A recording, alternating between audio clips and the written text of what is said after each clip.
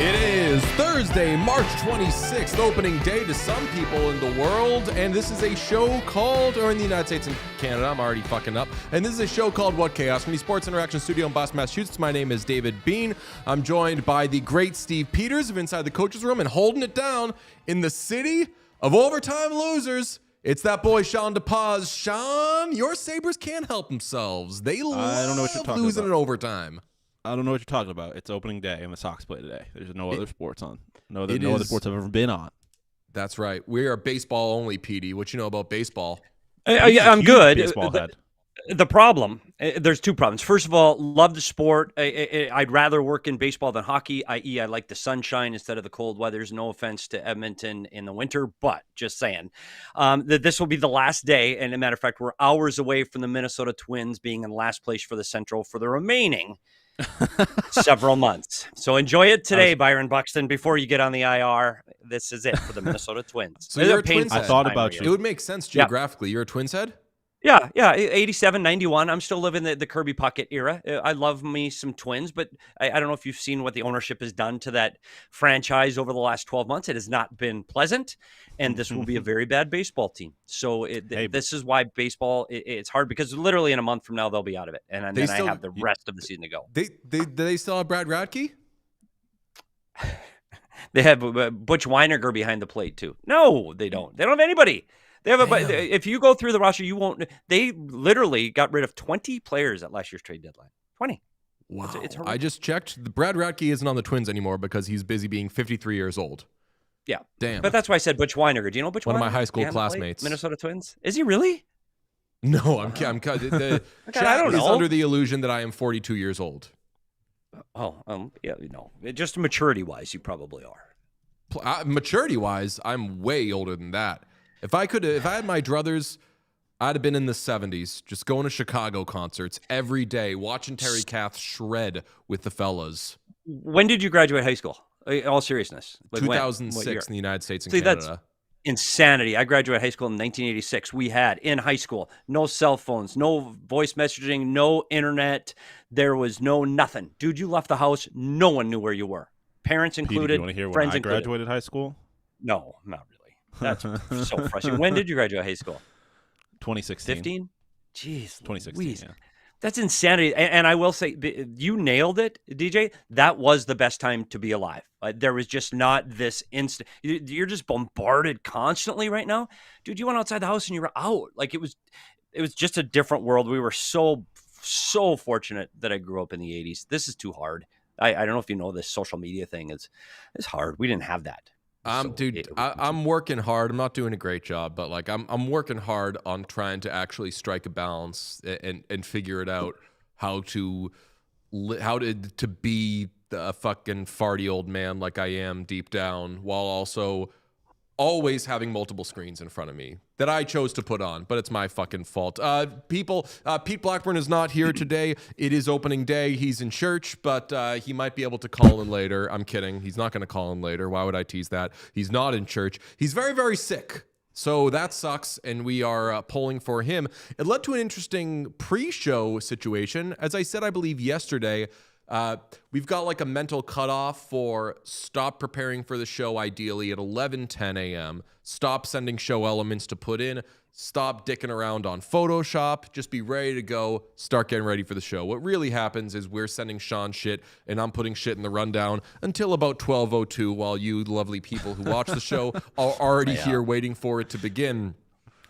This morning was especially fucky because I was just scrambling a lot and dumping a lot of stuff on Sean, and I was explaining to Petey that with a 3-person operation, there's no who's important, who's not important, who does the work, who doesn't do the work. It is typically the 3 of us scrambling all the time, and if any one of us breaks a nail, the other 2 are positively fucked. So it is prayers up for Pete. But when he's not here, I fall apart. And I wonder if the same thing happens when I'm not here. But we never really talk about or think about, because it hasn't happened yet. If Sean's ever not here, there actually is no show. Like, Sean, have you thought about like what happens or what we do? Not all the time, but Petey, I think, can vouch for me a little bit. Like, I work. Like I've when I was in Phoenix, I was there like 24/7. It was fucking insane. So like I've always been somewhat fortunate that I've never really had a sickness that has been like can't work today. It also helps that I am fully remote now, so I don't really have. It's not like I can't be around you or anything. Like I'm never around you. But I definitely have thought about what would happen if I were to like get into a car accident or something. Like if I was actually like physically incapable of doing the show. There just would actually be no show. Yeah, you are a dog, but though. I can say this. But he is a hard worker, and all of those things are true. But I will say this: I agree, Sean. You, barring being in the hospital or in jail, it's Buffalo, so that definitely could happen. Chippewa, baby. Exactly, been there and been in trouble there. But barring those two things, you're pushing buttons from bed. I don't care because that's what you're going to do. And I will say this: anybody that's ever worked in the National Hockey League, you're working. I sat in Montreal in the arena, Bell Center, with a garbage can throwing up while I worked because there's nobody else that knew how to do my job. So there are no sick days at What Chaos, and I other than Pete, and I don't think you can. I don't think you can leave. I think but this is it, Sean, to pause. It might be one of those subconscious things where like if we had a backup producer, maybe I'd be getting sick more often because deep down my brain knew that I can afford to be sick. I don't know. Yeah, maybe. You have too much guilt complex. There's no way you're taking a day off. I'm not doing it. I love it. Anyway, I'm excited. Who don't know Petey, to get comfortable, this is what we're doing the whole time. To people who don't know the Sean and Petey lore, Petey has known Sean longer, far longer, I should say, than I have or Pete have. Sean's relationship with Pete Blackburn and myself is more like the America is a country thing where you're like, oh yeah, that's been around forever. And then you got to zoom out and think about it. It's like, I only known this fucking guy, like 2.5 years? You're like you're possibly the second closest person to me, but is I'm the second closest person to you? Yeah, it's Julia 1, you 2, okay, I wasn't sure. Pete 3 now. That's right, folks. I wasn't sure if you were putting your girlfriend behind me or the person you were the best man in their wedding behind me. I guess I'll take either one. But yeah, Petey and I go way back. I still remember the first hockey game I ever watched with Petey, and it's one of it was I think it was like middle of December. Coyotes RIP against the Dallas Stars, and wow.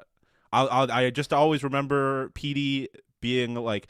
My favorite thing about Petey is, especially in the context of hockey, is he loves teaching the game, and there's no dumb questions when you're talking hockey with Petey. And so I remember asking a bunch of random shit about, like, I think I might have asked like the difference between the forecheck and the backcheck at that time. Like I asked about where people are positioned on the power play, like what they're trying to accomplish. Petey loves explaining that stuff, and it's why I love Petey. Yeah, I tell you what, it's right when you were getting out of college. Like you were still in school. Yeah. It's amazing to see the transformation. You have become a sports media icon in the last few years at What Chaos. Honestly, it's getting you free tickets to stuff. Like, so yeah, you're a big deal. You're passionate about what you do. I love me some Sean DePaz. And honestly, you've done some stuff behind the scenes to help me out and get my internet stuff off the ground. So big shout out to Sean DePaz. Show wouldn't be the same without you, kid. Folks, I love that boy Pete's gone. And that Pete's gone. We're like, let's all say nice things about each other. Yeah, that negative son of a bitch. No, I'm going to say something nice about Pete because chat was like agreeing with me when I was like, all right, it goes my girlfriend 1, Sean 2, Pete 3. Chat was like, yeah, okay, I'm down with that. No, Pete and I are tethered. In all seriousness, like my girlfriend and Pete are like, and my family and stuff are the people who are just like automatic. If they were like rank people, probably not going to rank those people because they're so like attached to me that I can't even get to it. But then when I start making a list of other people, Sean, buddy boy, you if you're reading around the bottom of it, you're not going to find your name. You got to look higher. Okay. That's where you're going to be. This also has, I've never really thought about it, but to Boy Meets World heads out there or any sort of like kids show that was Saved by the Bell, whatever, where they'll have people that are supposed to be in their lives logically for a certain amount of time. You know, like you're growing up, you're in school, eventually you're going to graduate, you're not going to see those people anymore. But the television show about those things, such as Boy Meets World, were too good and too successful that the kids would grow up and they would graduate high school and then they would get to college and they'd be like, Mr. Feeney, the principal from elementary school, needs to still be there because he's too important to the show, so he's still there. Petey, we met you through stuff that we were doing with All City, and you were a Coyotes guy, and obviously you had your history working for the team, so that's why kind of you were in our family there. We've all left. We're all doing different things now, and the television gods, the Boy Meets World gods, are like, no. Petey works for the Nation now. Petey does hits on the Nation. So What Chaos still has you all the time. It's very serendipitous, my friend. Yeah, it is. It's a family, and I think it is funny how these intersect. And by the way, if you've turned on Disney Plus and seen the Miley Cyrus Hannah Montana reunion, where the hell is everybody? I watched it. Where's Emily Osment? Where is she? Where's Emily Osment? We got fucking Chappell Roan and Selena Gomez. Where's get the Jason fuck out Earls? of here. I want to see. Where's the brother? Exactly. Where's the best friend? At least we got Billy Ray Cyrus. I appreciate We're not that. abandoning That was a nice each little reunion. Dude, I was pissed though. They brought back the fucking rotating closet, but they couldn't bring back her best friends from the show. I know. Absolute bullshit. I was pissed, Petey. I was pissed. If we do Chaos 20, and I'm still alive, dude, better be on the show. I better be on that list of guests because Emily Osment and Jason Earls did not make their appearance on Hannah Montana. You buying I saw that Emily Osment said that it was, and granted, I'm too old I'm the Mr. Feeney of this show. I kid. Yeah. I'm too old. I missed Hannah Montana. That was out of, I didn't have kids that I knew of when that was on, so I had no business watching that show. But I saw Emily Osment not doing it, and she said that it was because of a scheduling conflict with whatever show or movie she's doing. Fuck that. She's so if we have a What Chaos reunion, no matter what if I'm like hosting the Dick Cavett show in 40 years and there needs to be a What Chaos reunion, I shouldn't have said Dick Cavett. He was in the Epstein files. Dick Cavett. You saw him on the way home from school. Dick Cavett. His show was over 20 years before you were born. Dick Cavett again, pre-knowing he was in the Epstein files, and he's in the Epstein files for some corny shit. But Dick Cavett isn't anymore, famously in the Epstein files. But that guy was my idol. That's the guy that I'm ripping off. I didn't know where to go with that. Like, how do you know Dick Cavett? Like, honest to God. Like, my parents at least were watching Dick Cavett. Like, he existed in my universe, not yours. Ever. I would watch as I would get into, 70s, like really into whatever musicians. I'd watch a clip of like George Harrison on with Dick Cavett. And here's a guy who's interviewing somebody. He's doing a talk show, but he's just so light and he doesn't care if maybe he makes a little bit of an ass of himself. If it's making the conversation more fun, never putting the interviewees in an awkward spot, not afraid to be like, I'm not super educated on this thing, but I am prepared to talk to you. He checked so many boxes that I was like, fuck, when I talk to people, whether it's on a show or hanging out in the Dunkin' parking lot, that's how I want to be. I don't want to be in the Epstein files. And you've achieved it. You've done all of those things. You're exceptional at what you do. This is just a big hand job show today. Can I say that? No, hey, you're it's the great. one thing you're we can't do. You cannot say hand job on this show. You guys are great. No, but it's true. Like it is. You're gracious, and I've always said this about this show. It's pop culture smashing into hockey and a little bit of fun and entertainment. And I hope we talk hockey because that's why I'm here. But in the meantime, the entertainment and the camaraderie of this show is what makes this a show. We can do it. Sean, could you do me the honor of telling Petey and anyone out there, what are we talking about today? What's on the show? Today on the show, Oops, All Baseball. Not to be confused with That's Baseball, because that's like a whole other thing. I still don't know what that means. Oops, All Baseball. Are we talking baseball? No. Or okay. I mean, I'm happy to talk baseball. That is one of my other jobs. I spent a year covering the Arizona Diamondbacks while I was in Phoenix. I love talking baseball. Petey's here. Steve Peters is here. Pick chat. There was a picture of some guys, some hockey players at Elbo Room. For the first time in history, hockey players were getting drinks at Elbo Room. So for some reason, that's a big deal. We're going to break it down. And then goalies equal bad. I'm actually very excited to talk about this because I don't know if you mentioned this detail is not only was Petey, video coach in the NHL for a long time.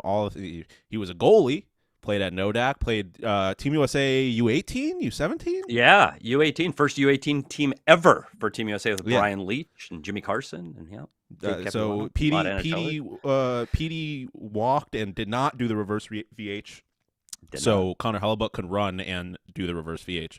Exactly. But The Athletic put out an article about how the art of NHL goaltending is basically dying and is a complete scam, and it's very fascinating. So we'll talk about that as well. I saw a clip the other day that was like talking about how the best players in the league process things in just a way that are too many steps ahead of other people. And it was a play in which the Leon Draisaitl's office was kind of taken away from Leon, and he stepped in a little bit. And when a defenseman was going by, and everything, they say like, at this point, he knows the goalie's going to get into the reverse VH. He sees that he moves this way, and he knows, therefore, that the pad's going to be at an angle, so he puts it in this exact spot, and that's why that guy scored. And I thought two things. One, I was like, is he really this smart, or is it just like when you're that good, everything that you do works? And the other thing I thought was, I got to send this to Petey, because Petey hates the reverse VH more than anybody in the world. Granted, I think it's probably a bad example because Leon Draisaitl's still probably going to find a way to score there. But damn, any reverse VH talk makes me think of Petey. Yeah, and I'll tell you what. Go ahead, DP. Oh, no. You can reply. It was I just want to say this really quick because I know we're going to get to the goalies later, but you are right. The reverse VH ruined. Part of the topic we're talking about today is because of the RVH. But part of the problems that goaltenders are giving up goals is the RVH. Because you are right. It used to be Leon Draisaitl was the only player in the league. Maybe Connor McDavid, maybe Nathan McKinnon, maybe 3 or 4 guys could hit that spot consistently. Dude, their fourth line players can hit that every time, because when you walk anywhere near that goal line, aim for his ears. That's what before I left the Coyotes, it was come around the goal line, aim for his ears, because you know he's going to be down, hits his head and goes in. Like, too many players can hit that spot. Stop doing it. If there are goalie coaches across North America listening right now, and I'm sure this is the #1 rated show for North American goalie coaches of our youth today, stop teaching the RVH, period. I know there's its use, but not now. Get it out of you. Like, if I see one more of those going on, a 6'5" goalie getting beat over his shoulder from the goal line, I'm going to go out of my freaking mind. Like, enough. Stand up and let it hit you in the Buffalo Sabre logo. Do not go down. Jerry Cheever stops 99% of those right in the Boston wheel, and that's after a 6-pack and a carton of Marlboros. So let's stop going down on our knees and stand up. Okay, chat I've heard asked that a very good question. so many times. Chat asked a very good question. What is reverse VH? It is reverse vertical horizontal. It's a goaltending technique where if you're standing in the net, okay, like you're standing up and there's the different spots where people could shoot or whatever. RVH, reverse VH, whatever it is, prioritizes getting low and sealing the post. So they can't beat you at those kind of bad angles. Is that the best way to describe it for the layman? Vertical and horizontal represents the positioning of your legs and or pads. It started off with vertical horizontal, meaning the leg closest to the post was vertical, up and down. The leg to the inside was horizontal, the VH. Then the French got a hold of it and they made it the reverse VH. So of course, it's the fucking French. It is. The leg closest to the post is now this direction and the other one is up. So it's reverse VH. It's when your knee is close to the pad, when the puck goes below the below the dot. So you're going to see the goaltender go down with his legs vertical and horizontal, but now it's reversed and it's horizontal and vertical. And when you do that, you open up this area right by your ears above your head. And today's shooters are way too good at hitting this area of the ice. It's designed to stop plays from low in the crease when plays are around the net, for guys on wraparounds or when guys are attacking the net from an angle. Unfortunately, goalie coaches have taught these guys to be robots and go into these positions anytime the puck goes below the dot. And I want you to watch your favorite team over the next few days when even their own teammate has the puck. Their own teammate. Dude's not going to shoot. When he goes below the goal line, if you see your goalie drop to his knees, you got a goalie that uses the reverse VH way too often, and it's going to be a problem. Thank you. I love that you literally you can like whisper the letters V and H like 5 minutes apart within a 13-mile radius of PD, and then it'll just emerge and give that. I love that rant. I've heard it so many times, and I love it every single time. I've never asked. Can you even listen to Van Halen? Buddy, we talked about the 80s. Yeah, I'm right in that mix. I've had both lead singers. I'm Like a people David say Lee Roth guy. EVH, and you're like, did you say RVH? Yeah. Oh, wait, yeah. Did exactly. you fucking say RVH? Yeah, I miss them live. You missed them live? Did you see them with Roth or Hagar? I didn't see them, and I would have seen them with either. But I'm from a small town of Minnesota where you can't get there from here. And unfortunately, Van Halen did not swing by Bemidji, Minnesota on their world tour. I'll say this. I don't know if it's a hot take or whatever, but people are too hard on Sammy Hagar or Van Hagar. They had a couple of great... sure. Why can't this be love right now? Right now might be a Rushmore Van Halen song. And if that's lame to say, well, you fucking got me. But that's my reverse VH talk. Right? As good as the original. What I was trying to bring up earlier, by the way, is I don't know if we even ever talked about it on the show, but there was that report that Jakob Dobej told the Canadiens that he didn't want to talk to the media anymore.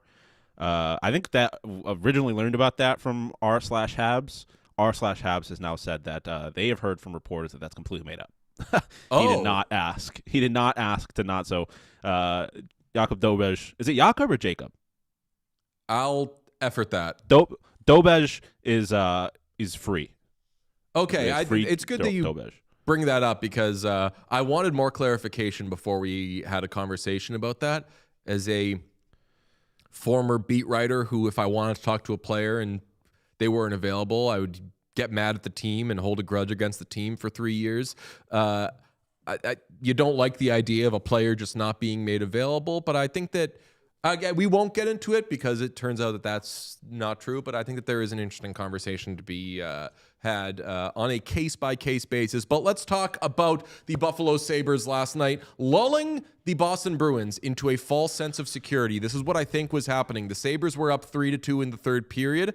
The Bruins just didn't have what the Sabres could bring. You know, you had the 4-on-4. There was a opportunity in the second period for Davis Pastrnak to score on a breakaway. Instead, he fell over the puck, and the Sabres said, guys, we're fucked. We might play the Boston Bruins in the first round, and they know how much better than them we are. We can't get them into some sort of situation where they hype themselves up and maybe summon some higher power to help them past us. We need to make them feel that they can hang with us. So they let the Bruins back in it. Casey Middlestat ties it. That would sting if the Sabres weren't doing that shit on purpose. And then Pavel Zacha wins it in overtime. Is that generally your read on it, Sean? It was not my read until you put it out there. Now I'm going to make that my read. Because I had just thought the Sabres kind of sucked last night. But if I like the idea that they sucked on purpose a little more. I'll say this. There have been the Sabres. I'm not going to say that the Sabres are cold or anything because they're still getting points. They've still have points in 6 straight, but they're not red hot. They've lost their last 2 games in overtime, Jack Michael's voice. So they're not as red hot. Tage famously a bum. That was disrespectful. Sunday. What's that? You saying overtime when referencing the Buffalo Sabres and then doing Jack Edwards' voice and not Rick Jeanneret voice? Oh, wait, I say Jack Edwards or Jack Michaels? Oh, you say Jack Michaels? Jack Michaels. Regardless, not saying Rick Jeanneret there. It hurts my heart. Yes, I'm sorry, but if we're like personally, and granted I'm biased, if we're doing saying the word overtime rankings, if I need someone to say overtime to save my life, I'm going with Jack, and he's bringing me out of it. I'm not dying that day, brother. I can promise you that. I'll only give you that because Rick Jeanneret is no longer with us, so that's not an option. But I'm not. I will fight on Rick Jeanneret's legacy's behalf, and nobody's not better than him. But that's neither here nor there. Petey, what do you think of the Buffalo Sabres right now? Well, it's funny because you're talking about a team that's not hot but got points in 15-16 and the best record in hockey since January. So their coach should clearly be a Jack Adams Award winner, taking a team and increasing their points total by 30 points. I talked about this pre-show. There are things I really like about the Buffalo Sabres. I think the Buffalo Sabres play with an incredible pace. This team plays fast. And I know in this era and generation of hockey, it's about skill and speed, and the Buffalo Sabres have it throughout their lineup. They can come at you with speed and generate offense on all 4 lines. That's hard to do in the NHL. There are teams that can do it with the top 6. There's the really good teams that can do it with their top 9. Buffalo Sabres can do it all the way through their lineup, went down to Carrick and Benson. So Malmstein, don't want to throw him out, DP, but I'm just saying that this Sabre team plays with pace, they play with speed, but unfortunately, sometimes with that fire wagon hockey and playing with pace and trying to create offense and getting your D up in the rush, almost every time up the ice. Sometimes you forego the defensive end of the ice. And I think that was clear in yesterday's game, where almost every goal was scored because this team was either focused on offense or they were focused on the puck. And sometimes, especially when the playoffs start, you have to play both ends of the ice. And that does concern me with Buffalo, their ability to defend when things get really dirty. Are they going to just win 6-5 and make this run through the playoffs? Maybe that's what they're going to do. I don't know, but I do think they're going to have to pay more attention to details in their own end, because offensively, man, this team, they can score. They can score anyway. They can score off the cycle. They can score off the rush. They can score dirty goals in front of the net. Like, they are offensively talented. They can score from shots from the point. This team can score any way you want them to. And offensively, I think they're very, very good. They're one of the funnest teams in hockey, not just this season, but I can't think of a team that's a whole lot more fun to watch than the Buffalo Sabres over the last several years. Important update on this conversation. Lesbians in the chat right now are unionizing. So if anyone's in the chat, that's what's going on there. Shout out the WCLU. We stand with you. What's that? There was a super chat that we'll get to later. Calling for lesbians. A union? It was just it was one woman shouting out her girlfriend, being like, happy birthday, and then she ended the super chat with there's 2 lesbians in Cincinnati, Ohio who love you, and so everybody's being like, yay, go lesbians. So that's the soft reading, and then we'll do the full reading in a minute. Sean, did you have somewhere where you wanted to go on the Sabres? I had somewhere. Well, I just wanted to say that last week I got laughed at and said, oh, look at Sean discovering what a team is, when I pointed out that the Buffalo Sabres get production from all 4 lines throughout their lineup. But when Petey says it, he's a genius. Granted, Petey said it in a much more succinct and intelligent way than I did, so that probably has something to do with it. But I just wanted to point that out. But no, we can go wherever you wanted to go with it. No, I mean, I think it takes. I mean, remember last year the Hart conversation? I did not talk about how Leon was obviously the best player in the league. I let Pete do that because it doesn't sound interesting coming from me. It sounds like a Leon Draisaitl stan wants to talk about Leon Draisaitl, which, second time on the show, guilty. You got me. I think that the point that you made about how the Sabres can attack you so many ways was correct, but the comical read that Pete made on like Sean DePaz, Buffalo Sabres fan, is now noticing that guys on the second and third lines can do things is very funny. Petey's always going to break it down better than any of us. And where I want to go from there is, you mentioned that fourth line, or the fourth liners, Beck Mallenstein. The fact that was the third guy that you named shows you how monstrous they are and what an unbelievable fucking get. Like, my favorite pickup of the deadline so far has been Sam Carrick to the Sabres. And I don't know how it could not be. It seems, Petey, a little old school to say, okay, we're just going to have some like muckers and ass kickers on the fourth line. But Sam Carrick has some of the elements of the old school fourth liner that I love, which is, if I get the puck, it's going on net. Don't care if it goes in. Don't care if it's a low percentage, whatever. Like, I am keeping, what's that? I said, and he wins faceoffs. And he wins faceoffs. Like, I am going pedal to the metal. I love what they can do in their bottom 6, Petey. Yeah, and it's funny because when we talk about the trade deadline, and we all do it, I saw it on the 24-hour show, we get so enamored and caught up in the big names. It happens every year, but the teams that go on to win the cup are the guys, and you look at Florida, and I know Marchand was a big signing. I get it, but he's still a third-line player in Florida, and he helps them win the cup because they slotted guys into the right spots. Tampa Bay does it, filling in bottom 6 guys, and they win a cup. I think it's the teams that are able to not wrangle their roster so much that you affect the top 6, that you fill the holes you need, and that's what the Buffalo Sabres did. Hey, there's nobody on that roster. They go, oh my gosh, they got Quinn Hughes. Look what they did at the deadline. There's not that in Buffalo. They got guys that fit and did things that they didn't have in their lineup already. And that's where you talk about Sam Carrick. That fourth line, they can play gritty. They can get hard to the blue paint, but they also can generate offense. And so it's a line you can feel comfortable having out literally in any situation on your fourth line. You're going to see teams, and it happened to LA Kings in last year's first round. We talked about it on the show. LA Kings shortened to 3 lines. By game 7, they were gassed and they were out of it. I think the Edmonton Oilers' ability to roll 4 lines helped them win that series. That could happen to the Buffalo Sabres too. It's the teams that picked the guys that filled the spots that are going to be able to go farther in this playoffs. So the depth of the Sabres is interesting because they do go out and essentially trade for a 4th defensive pairing from Winnipeg, and everyone's kind of saying, what are you doing there? But we haven't really talked about the situation that has developed with Michael Kesselring in Buffalo, and we haven't done it because it brings us no joy, and I've been kind of keeping my head in the sand. Pete is not here. He is the foremost Michael Kesselring guy on this show, but if that spot weren't taken, I would leap for it because I loved when they got Kesselring. I thought that the Paterka trade was, at the time, I was like, you gave up the best player in the deal, so how often is it that you're going to win that trade? We then find out a lot of things that we did not know about Josh Stone, so that trade ends up being a win. Dog. Regardless, yeah, I mean, stud. So that trade ends up being a win regardless of what happens with the centerpiece of what was coming back. So we thought Michael Kesselring. Something's going on there, man, though, because he's obviously been health bombed. He had some trouble staying healthy earlier on in the season. We had him on the show, so we absolutely love him. We know what a cool kid he is and what an awesome dude and teammate he is. Something's going on there. You had the color guy on WGR, I think, yesterday, saying that as they have so many different players that are coming into that room, they're running out of locker spaces. And Sean, do you have the tweet from the from the podcaster, Dwayne? And then, read it for me, Sean. So Dwayne, podcaster, kind of covers the Sabres in Buffalo, said, did Paul Hamilton just say that Michael Kesselring has lost his locker and is sitting on a folding chair in the middle of the locker room? And then the infamous, or famous, depending on your perspective, Mike Harrington of the Buffalo News replied, you should note that I have never seen so many players on this team in the regular season in the 20 years I've been on this beat. The lockers can change based on who's in the lineup. With 3 goalies, they need to go to chair/table in the middle from time to time. Not a big deal.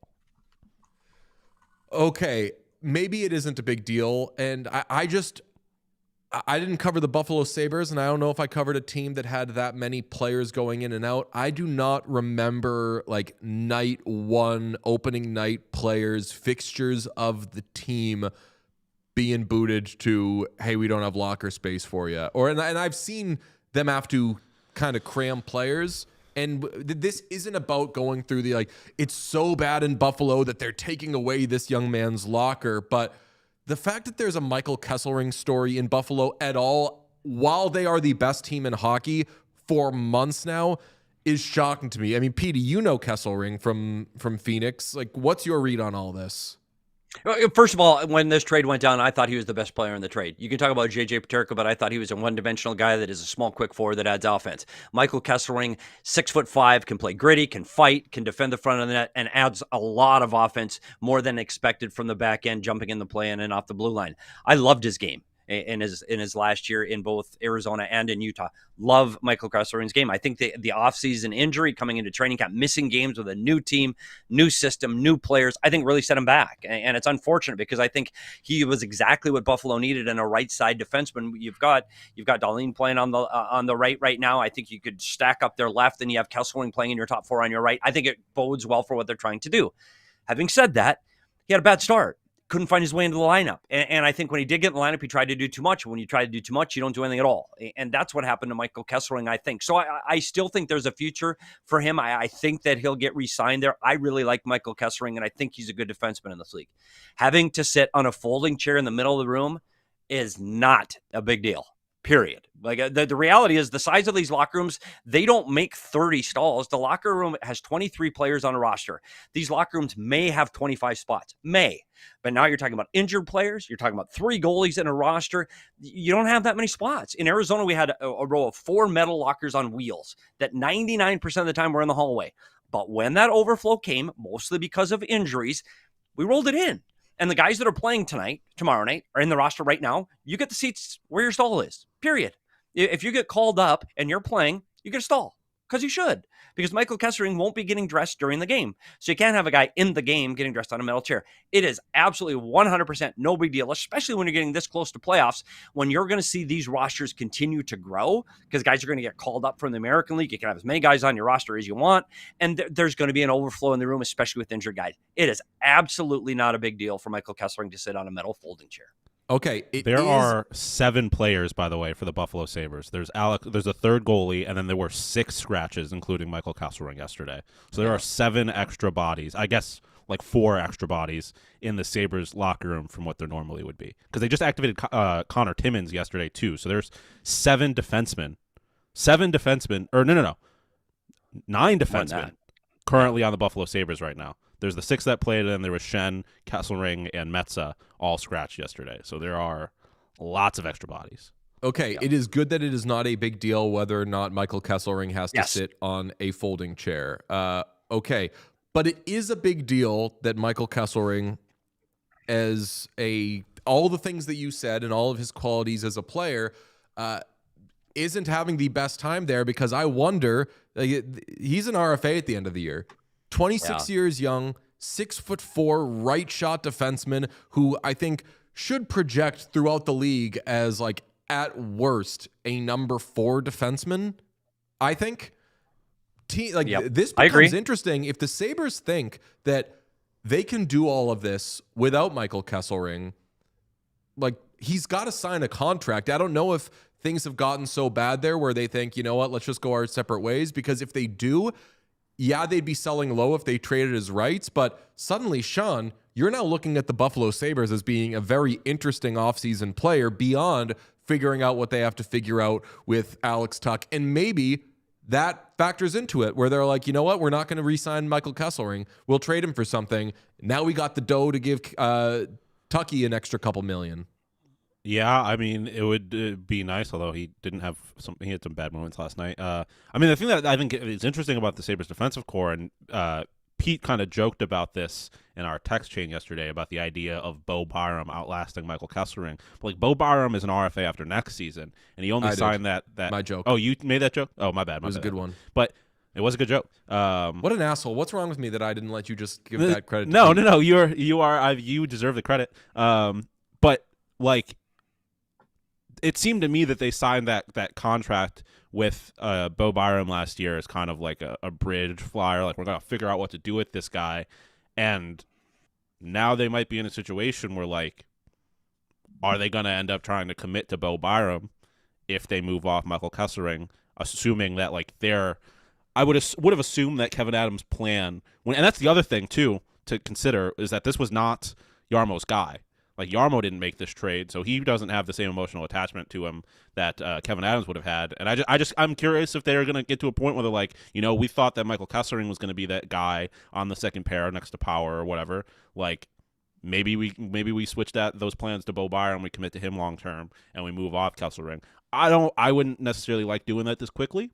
I think, like Petey said, I am putting a lot. And maybe this is just me trying to be like overly positive, but like, I'm putting a lot of stock into the fact that hasn't been healthy all year. Like, he's consistently, and it's not like he had one injury, like he's had multiple injuries that have kind of kept on resetting his learning. And like, a lot has changed with this Buffalo Sabres this year. And like, yeah, it was a new team that he didn't really get to practice with coming into the season. A team that's been doing great things as he's tried to work his way in the lineup. Like, I think that trying to trade him or something, unless you're getting a good deal, which, like, as you said, his value is quite low, I think that could be a mistake. So I hasn't been great, but I am not by any means giving up on the Michael Kesselring experiment/experience yet. Oh yeah, I mean, and I definitely wouldn't be giving up on him. Like, I think highly of Michael Kesselring. What I'm saying is, I think that 31 other teams think highly of Michael Kesselring. Even though I am seeing some Mammoth fans, I love you. But I'm starting to see some Mammoth fans maybe take a reverse victory lap because they saw how much shit they were getting for the Doan trade or the Paterka trade, whatever you want to call it. And now that they're seeing part of it hasn't worked out for Buffalo, they're like, how do you like our depth defenseman? So maybe 30 other teams would be really interesting. Like that, I'm just saying that's like a huge chip to have if you're going to do anything in the offseason. And there's the I just think it all. Yeah. No, just like they went out and acquired multiple defensemen. Zach Metsä has been awesome this year for a young guy. Like, how much, like, and there's all the things we just said, but maybe Lindy Ruff just doesn't really like him as a player. And if they have good defensemen and they are trying to accomplish things, like, maybe he just doesn't necessarily fit into the Sabres' plans in the future. Who knows? Yeah, I disagree, Sean. And luckily for both of us, I disagree with that. I think Michael Kesselring re-signs in Buffalo. I think it's his injuries. I think he is something this team doesn't have. They're loaded with left-handed defensemen. They need a right-handed defenseman. Bo Byron's playing on the right. Darlene's playing on the right too much. They need a right-handed defenseman that can play on the right-hand side that can do both things and be more physical. They're not bringing back Logan Stanley, Luke Shen. They're gone. Like, they don't fit into what their long-term plans are. Michael Kesselring, 26 years old, right-hand defenseman. He's going to get paid a lot less than you're going to pay a Bo Byram. I think he's a Sabre next year, and just hang on, because next year when they're having the parade down Chippewa and you need to get ready to start the 26-27 season, Michael Kesselring will be a Buffalo Sabre. Okay, elsewhere in the Eastern Conference, from Bruce Garriock, our friend in Ottawa, Thomas Chabot broke his forearm, had surgery today, is out 6 to 8 weeks. Petey, we've been talking Senators quite a bit this week. How much do you believe in the Senators, and how much less do you believe in them without Thomas Chabot? Any time of the year, this time of year, when you get an injury to a big player that contributes a lot to your team, it's a big problem. Having said that, the Ottawa Senators, I still believe, can overcome that. I think the Ottawa Senators that we've seen over the last 10 days to 2 weeks is the Ottawa Senators team that we saw during the playoffs last year. I think the biggest increase has been Ullmark, and Ullmark's ability to finally shut the gate. He's given up 2 or less in 4 of his last 5 starts, and that's going to be the difference in this team getting into the playoffs. I think they get in. I think the Ottawa Senators are a playoff team. I think they're hard to play against. I think they forecheck hard. I think they're tough along the walls, and they do generate offense by getting to the blue paint, and they're riding Tkachuk. I mean, if he can lead this team into the battle, look out, because I think they play hard enough. I like Ottawa. I think this is a big blow, but I still think the Ottawa Senators are there when the dust settles in the Eastern Conference. Okay, is the Pacific that bad? Because I've been saying that I'm going to buy the dip on the Pacific, and that people are getting a little too carried away with how you can just put the Avalanche or the Stars or maybe the Wild in the Stanley Cup final. I've foolishly placed my bet on a Pacific team to come out of the West, because why the hell not?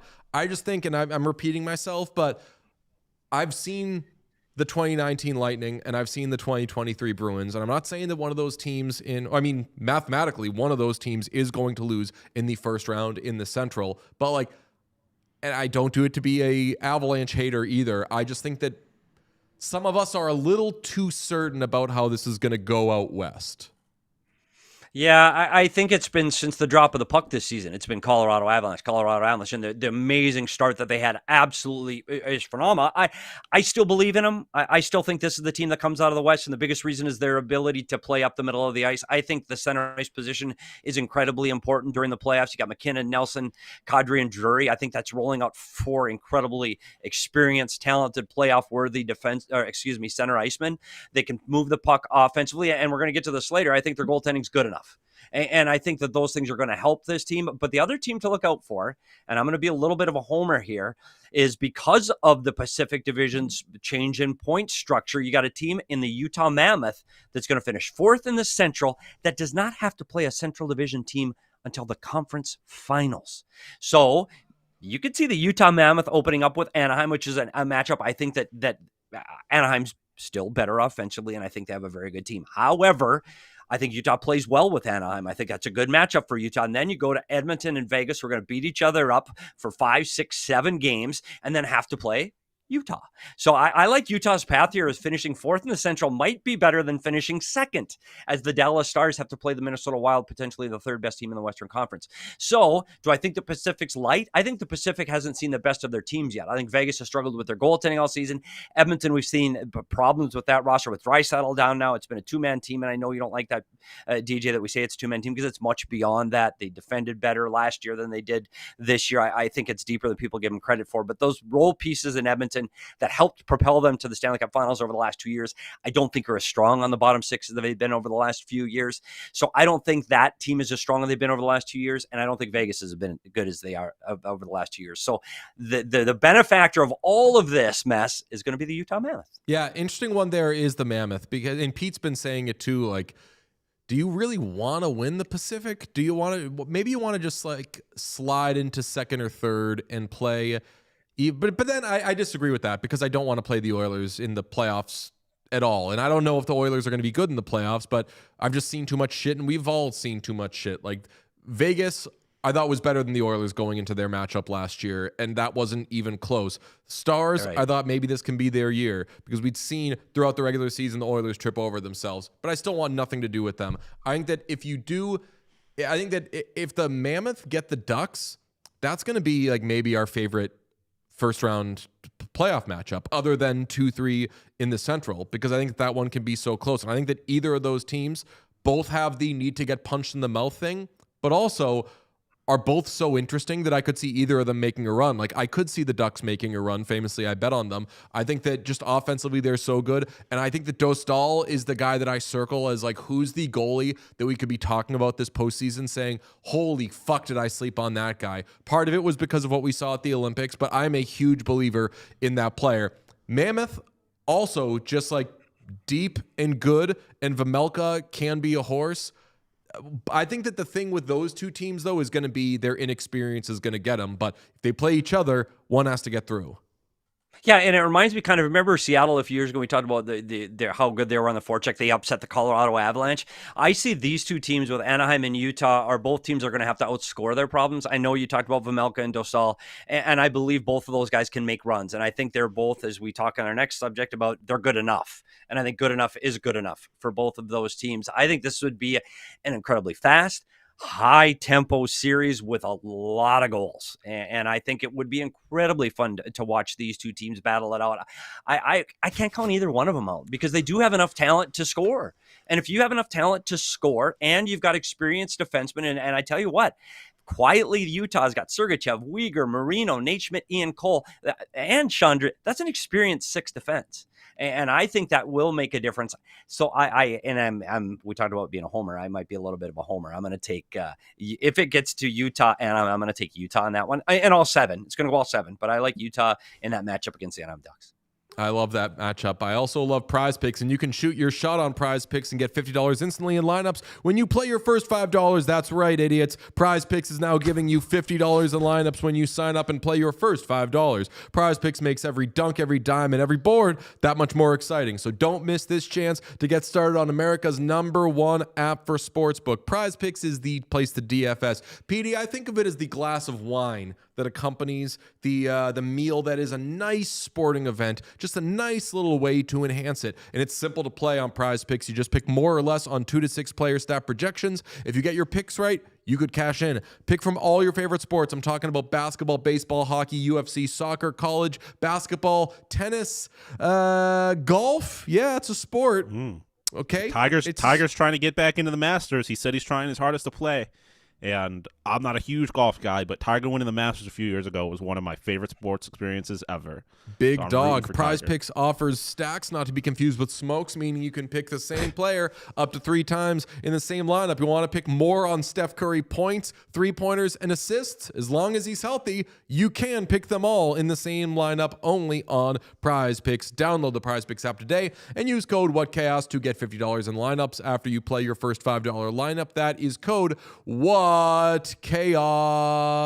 I think there's more to that read at the bottom that got cut off. So I'm just going to repeat that last part again as a sign of good faith. Download the Prize Picks app today and use code WhatChaos to get $50 in lineups after you play your first $5 lineup. That is code WhatChaos. Okay. I believe there's March Madness max discounts involved. Oh, and that's live. I think that's the thing. So yeah, March Madness is still going on. So check to see if they've got the March Madness discounts. I'm very confused why the lights keep shutting off there. I feel like it's been a very quick trigger today. Yeah, it's light on it. I think that I guess that says that Pete moves around a lot. But I mean, even then, it stopped like 5 minutes into the show, and you were up moving right before the show. It just seems like it's happening very quickly. I don't know. Maybe you know what? What was I like pumping up the crowd yesterday? I was doing that recently on a show for something. I was doing like a get up. Like maybe there needs to be more moments that I hype people up. Oh well, you did get out of your chair to do the John Cooper. What yesterday. Chaos Lesbian Union? Come on, I can't hear you. Up. Stuff like Turn that. It up. Or just like I said, do the John Cooper. Get out, get your coffee, and make faces at the camera. Get moving around. That's what you got to do. Someone in the chat says that Pete is a ghost in here, is haunting, and is turning off the lights. I would not put it past him. He's a sneaky little son of a gun. There was a picture this morning that people are talking about, and again, we talked about things that like we worry people think, oh yeah, this would be great for what chaos. Not that they think about us, but like I bet they're gonna have a field day with this picture. I don't have much on it, but the Elbo Room's stream, they have a live stream on their website, and if you don't know about the Elbo Room, it is a beach bar in Fort Lauderdale. It's very, very old, and it is famous. Last night on their stream, because on their website they have a stream. You just watch the Elbo Room. If that's what you feel like doing. You might see some celebrities. It showed a table featuring Matthew Tkachuk, Quinn Hughes, Brock Faber, Matt Boldy. That makes sense. Kirill Kaprizov. That makes a little less sense. And Mark Cuban, which I think takes us back to making sense. I don't know why I think it makes sense. That maybe, you know what? I mean, it is. This is bad, but my brain made the association. Like South Florida, Cuba, last name Mark Cuban. You can get Cuban sandwiches in Florida. You can get Mark Cuban in Florida. Cuban sandwich bangs. I feel like you get enough like rich celebrity or rich athletes around. There's bound to be one of those billionaires. There's bound to be like a Michael Rubin or a Mark Cuban or something like that. So I guess it makes a little sense. The Kirill Kaprizov, I like thinking that they were like, we're doing a little USA reunion. I know you didn't get to go to the Olympics, so come along with us, friend. Like that's adorable. That's going to be my theory as to what happened there. What do you think was going on there, Petey? You've been there a few times. I'm going to go back to growing up in the 80s. It's like working the NHL in the early 2000s. Dude, no Instagram, no Facebook, no Twitter.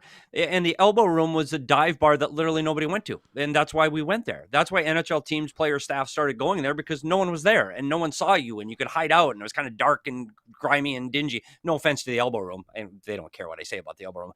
That's why we went. And then now it's a thing. And you guys were there. We were there at the Cup final last year. Again, love the Elbo Room. I'm sure I will go back there again. But if you walk out the door of the Elbo Room, where you cannot move, you cannot breathe, you cannot order a beer, it is wall-to-wall people. You go next door. There's 20 empty bars. What are we doing? We're out of our mind. Why are we all crammed in here so we might get to see Matthew Tkachuk having a beer and a cigar? I think I'm kind of over it, and I'm sorry to say that. I know if you want to see NHL players, go to the Elbo Room, but leave them alone. I'm not surprised at the picture. Honestly, HK, and Sean, you could fill in on what HK is. Who cares? Who cares? Who cares? I like it. That's a social clip today. Petey is over the Elbo Room. No, see, there you go. Now there goes my free beer during the playoffs. Well, they're not the playoffs. Never mind. I'm not going back there by the time I retire. I love the Elbo Room, not far from but Tampa. I wanted the Elbo Room.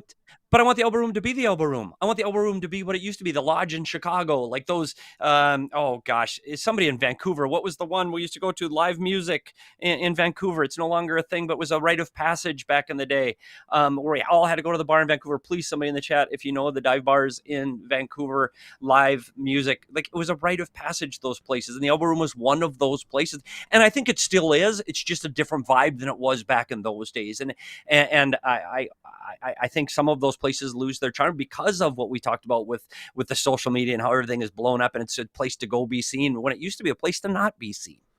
Yeah, that's a good way of putting it. But the Roxy, icy pit, the Roxy. You got to go to the Roxy. Have you been to the Roxy in Vancouver?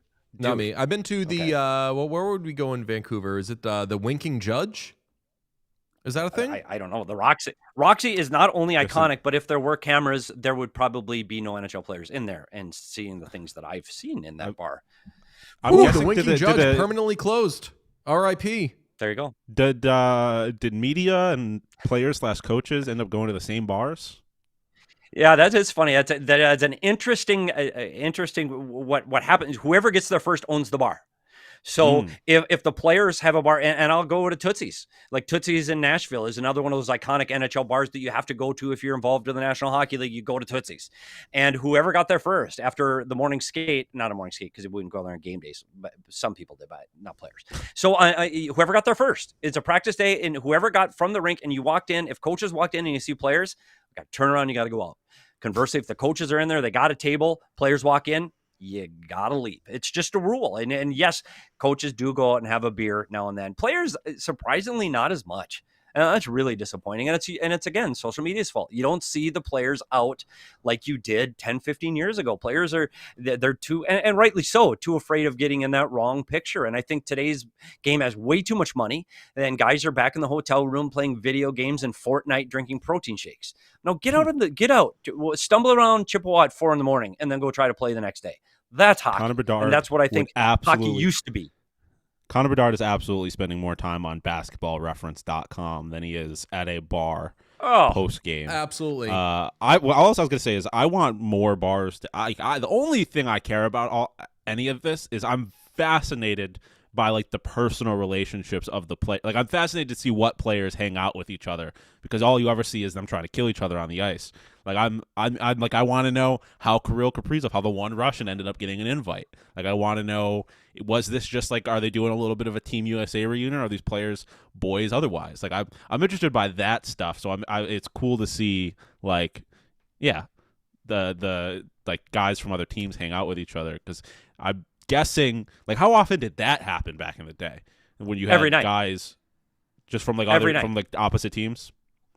Every night. And it occurs now, but not in the way you think of like at the Elbo Room. Now it occurs like, hey, Jacob Chikrin's going into Utah, Clayton Keller and Chikrin and Schmaltzy, we're going to go out to dinner. And they'll go out to a nice dinner the night before the game. And I was in Edmonton the last year that I worked for the Coyotes, and we happened to go to Connor McDavid's spot. We didn't know it was his spot, but it's where he had his pregame meal the night before. And again, he had a little surrounding of players. Clayton Keller snuck into that meal. Schmaltz was in that meal. How they all know each other, I don't know. But yeah, I think that's incredibly common. But back in the day, when they'd fight each other and beat each other up on the ice, as soon as that was over, they're all going out. And that's before charter flights where we had a commercial out the next day.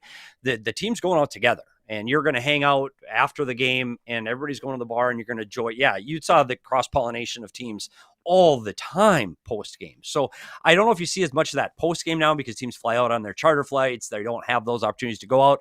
But without question, those meals the night before, you're always, oh, this guy's flying into town. You have those dates circled. And that's how you get together with all your friends that you used to play with or played with in junior or whatever. Yeah, it happens every single day. A couple of things. You're definitely right about it changing from going out to going to dinner the night before. That's a big thing. And I covered hockey from 2010 to like 2015. And when I was on the road, the thing of opening a door to a bar, seeing a player's disappointed face and being like, all right, fine, I'll leave. Or being at a bar, a player, like I remember we were in Tampa.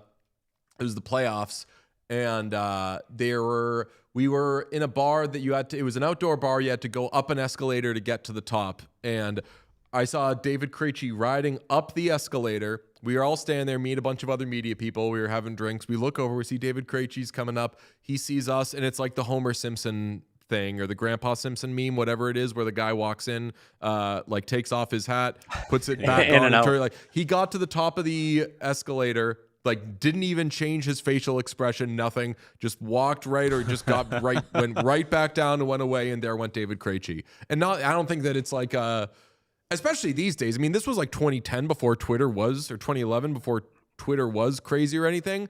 But now I'd be fucking deathly afraid if I saw anyone from the quote unquote other side. The other thing that I'm going to say there is, I saw some people being like, oh, great, you're going to the Elbo Room the night before the game. I just do not trust that anyone's getting banged up the night before games anymore. I really don't think it happens. And if it does happen, then you suck and you're going to be out of the league. And I don't think that Also, Matthew Tkachuk and Quinn Hughes and all those guys are that stupid. Like, I think I saw one beer on that table. Yeah, there was, I think, maybe a bucket. It's 9:19 p.m. It's not even 10 o'clock. Like, it's not like you think all these grown-ass men are in bed at 7 p.m.? Like, I'm sure there's some that are absolute freaks, but come on. It's changed, Sean. It really has. It used to be, and to your point, DJ, what used to happen, and I keep going back to the good old days, you talk about this before Twitter, Instagram, and all of those things. The more important piece of this is both teams were doing it. Both teams, like guys used to go to practice in the morning, and their first stop immediately after practice, everybody go to the bar together as a group, as a team. That just doesn't happen. And you could do it because you knew the guy you faced off against He did it too. The old black and blue division and the Norris division. You don't think the Minnesota North and Chicago Blackhawks were absolutely hammered? Yeah, they were in the 70s and 80s, 100%. But you knew the guy across from you was also like that. But that started in training camp. You came into training camp drunk and fat, and you were 2 to 3 weeks to try to burn that off. Now, guys come into training camp day one as machines. They're working out the week the season ends. They're in the gym. They're not sitting out at the bar drinking. It's just a total different culture because of money, because of social media. That camaraderie, I think, is changing. You can find the teams that are like that go out as a group of 15 or 20 or 12. Those are the teams that are going to be successful. To your point, Sean, who goes out? The recollection for me is the guys who go out by their country. They go by their countries. The Czechs are going together. The Finns are going out together. Or the age groups, the 20-year-olds are going out together. It's if you can get a group to be a group, look out. And I think that you're right. I mean, Buffalo Sabres, they look like a Pee Wee team at the Brick tournament.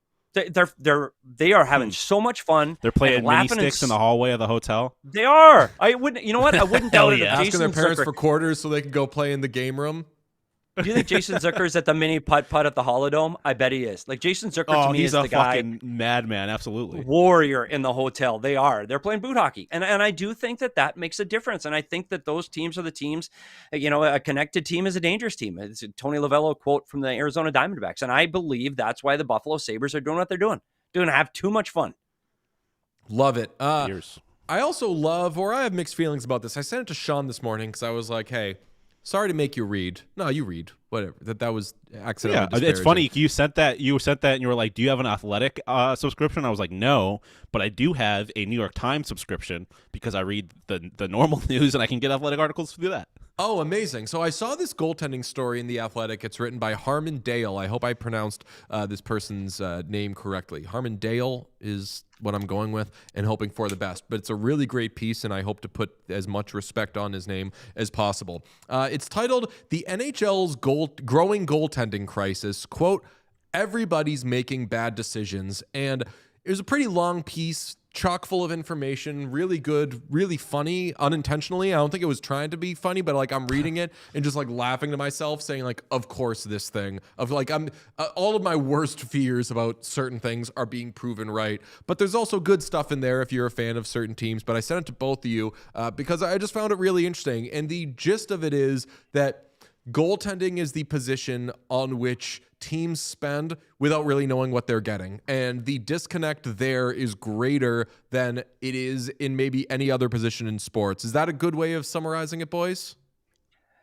Yeah, I mean, at least what the argument or the article was arguing. It's basically people saying just they don't know what they're doing. It's a crapshoot. They're playing the lottery every time they sign a goalie. And we talk a lot about this show. Like I compare them to relief pitchers, where like some years they're good, some years they're bad, and you ask yourself what happened from year to year, and it's a stupid conversation because it's tough to figure out why. There's only a few that are going to be really good year in, year out. And I just want to go through a couple of things in this piece. Writes Dale, interestingly, there is zero statistical correlation between how much each team spends on its goaltending tandem this season and the club's overall goaltending results, whether you look at goals saved above expected or even a simpler metric like save percentage. And it goes into teams that have spent poorly on their goalies, teams that haven't, and I mean, I guess we can pull up, Sean, do you have the like investment in goaltending versus the goal saved above expected? I do. I have them on three. I have the three screenshots broken up on three different. Okay, let me so you can go in order of money spent. Yeah, pull them up. And you have the Rangers have spent the most on their goaltending tandem, which makes sense because they have Igor Shesterkin and he's the highest paid goalie in the NHL. And Panthers are third in their investment in goaltending, and it's been horrible.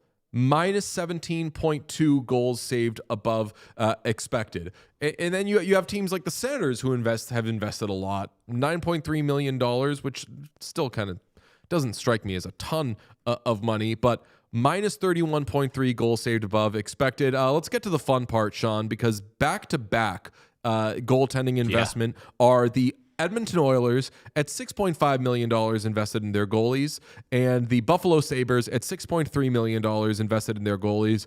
Petey, is it an oversimplification to look at those two teams back to back? And I know that we have audio listeners, one of which, the Oilers, has horrible goaltending numbers, and the other of which, spending $200,000 less on their goaltending, has amazing goaltending numbers. And there's the Avs right above them too. I like that you I didn't even look. you're That in is a triple you're in a whammy. shit sandwich. Because like right above them is the Avs spending $0.3 million more than the Edmonton Oilers, and they have a plus 21.7 goals saved above average. So the Edmonton Oilers are, not only is it just bad in a vacuum, it's bad when you put it in context. Yeah, I'm a big believer in your goaltender needs to be good enough. And hey, we're kidding ourselves. Do you want to have Shesterkin going into the playoffs right now if you're any team? Well, yeah, of course you do. You want to have the better goaltender, but the reality is it's not the best goaltender that always wins the cup. It just isn't. And a matter of fact, if you go over the last 10 years, only twice in those 10 years did the statistical best goalie in the league win the cup. And that's Vasilevsky in 21, where he was first in save percentage to Grubauer. And then St. Louis Blues, Binnington was first in goals against average, but he only played 32 games. Ben Bishop was the best goalie that year. So if you go to every other year, Hellebuck, Ullmark, Shesterkin, they're out in the first and second round. So it is not statistically the best goalie. You need to have a goalie that can make the saves they're supposed to make and maybe one more save. And that's when we talk about the Edmonton Oilers. That's why you talk about their goaltending woes. You don't think Stuart Skinner played some great lights out hockey last year, but it's always that one. And that one, if you switch goalies last year, Bobrovsky and Skinner, who wins the Stanley Cup? I think the Edmonton Oilers do. Yeah, so goaltending does become important.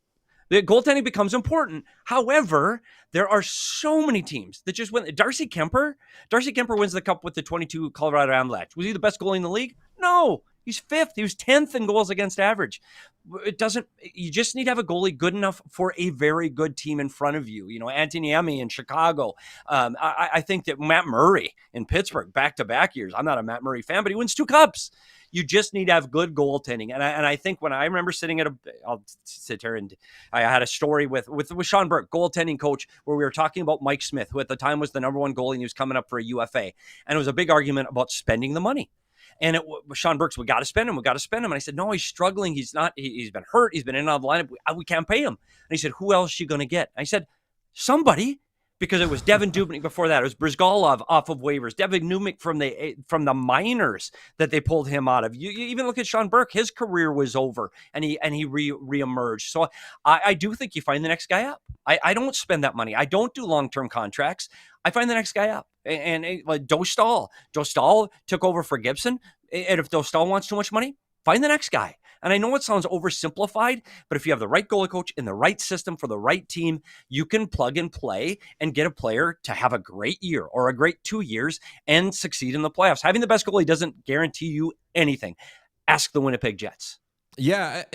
Do you feel that way about, I think what makes this interesting is that I think we all, even if we feel the way that you do, which I generally do, like I wouldn't spend, unless I'm a team like I brought up the other day, the Panthers, if they want, and I don't know if the Rangers could do this, but in the offseason, the Panthers, who have so many good players on their roster, granted, some who are a little longer in the tooth, if they wanted to, they would have the cap space to try to trade for Igor Shesterkin this summer and just be like, you know what? We're guaranteed to win at least one of the next 3 Stanley Cups because we're going to have great goaltending in addition to this awesome roster we have. But otherwise, I don't look at spending huge money on goaltending as a great roster building practice. I think that a lot of people feel that way. It's that you feel that way about that position, but if it were another position like a center, you're saying pay that guy every day, right? Yeah, without a question. And I think that's what wins cups. I think the center iceman is going to be, hey, don't make a mistake. You got to have good goaltending. And right now we're talking about the Vegas Golden Knights and their shortcomings in the net. That's a problem. It's a problem. They're not getting good enough. They're not getting average goaltending. They're getting below average goaltending. So I'm not saying that the Vegas Golden Knights under Aiden Hill could be a problem, because I think it is a problem. I think you need good goaltending. I don't think you can go in with subpar or sub-average goaltending and expect to win a Stanley Cup. But I am saying you don't need to spend $11 million on Igor Shesterkin, a team that finished in last, that has no hope. I don't know where the New York Rangers. I think that is a team that's not in a rebuild. They're not in a retool. They have no direction. They're not going to win.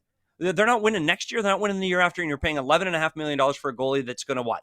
Get you, even if he gets you 8 more points in what now you're in 10th, maybe you're in 12th. I do think that that's a problem. And I don't know what the solution is, because I know you want to lock up the best player in the world at his position. I get that, but you also want to win, and you need to spread that love around. You need to spend the money around it. And look at, and I keep going back to the Oilers. They've had substandard goaltending. Tristan Jarry, oh, buddy, like you just need him to be average. And that's why Connor Ingram has been so good there, because Connor Ingram is just average. He's been average.